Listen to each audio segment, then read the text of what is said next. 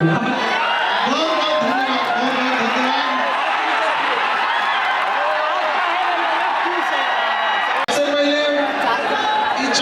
की धरती को नमन, जिसने न जाने कितने महापुरुषों को जन्म दिया। इस धरती ने न जाने कितने युग परिवर्तन को न दिया। इस धरती का वो आप तासीर कहिए कि आज भी यदि बिहार में किसी को कुछ शुरू करना होता है तो चंपारण ही आता है। महर्षि वाल्मीकि जी की तपोभूमि, महात्मा गांधी जी की कर्म भूमि रही, जहां से पूरे देश की दिशा और दशा बदल दी गई थी। कुछ तो है इस बिहार की धरती में, जो चाहे महात्मा बुद्ध हो, चाहे महावीर स्वामी हो, चाहे महात्मा गांधी हो, आखिर शुरुआत यहीं से क्यों करते हैं लोग? कुछ ना कुछ तो है इस मिट्टी में यहाँ।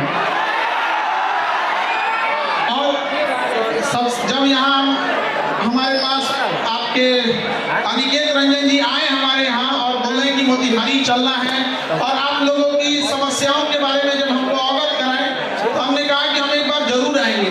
तो एक चीज इनकी बड़ी अच्छी लगी कि इन्होंने अपने माता के नाम पर, माँ संध्या सेवा ट्रस्ट के नाम पर इतने सारे नेक काम किए यहाँ पर, और माँ को कभी नहीं भूलना चाहिए, याद रखिएगा।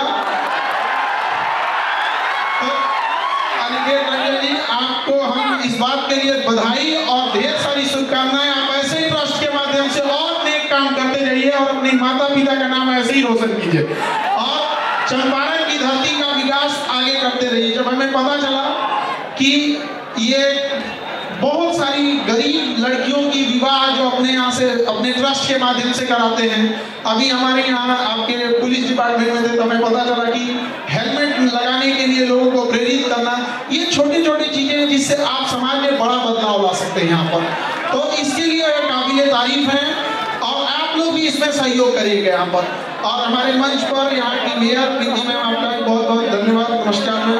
और यहाँ जितने लोग आप लोग आए हैं, कुछ ना कुछ उम्मीद से आए होते हैं।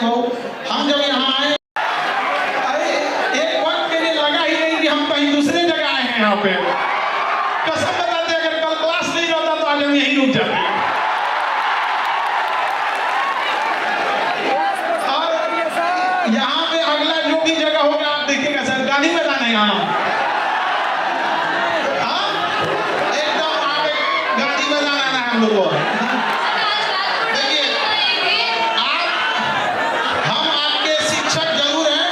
लेकिन हम आपके चीजों को उतनी ही बारीकी से जानते हैं जितना आपका सबसे जिगरी दोस्त जानता होगा।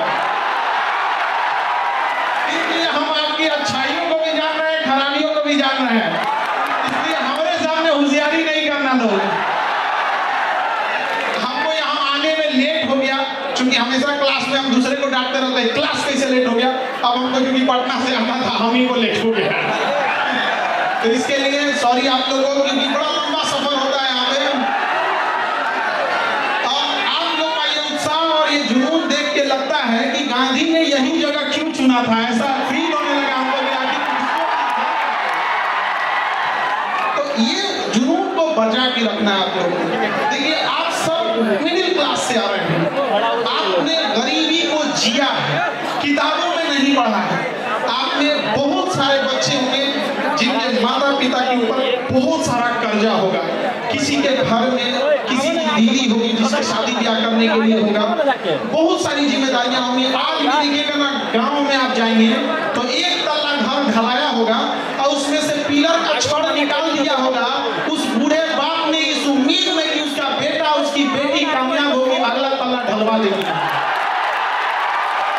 ऐसा होता है कि नहीं होता है? माँ बाप कोई बीमारी लिए रहते हैं, बूढ़े माँ बाप, लेकिन वो पैसा काट कर आपको दे रहे होते हैं पढ़ने के लिए कि मेरा बेटा मेरा बेटी कामयाब हो जाएगी ना, तो कामयाब हो जाएगा तो हम हमारा इलाज करा देंगे। वो इलाज के चक्कर में बीमारी तरीसा से बढ़ के ज्यादा हो जाता है। होता है कि नहीं होता है?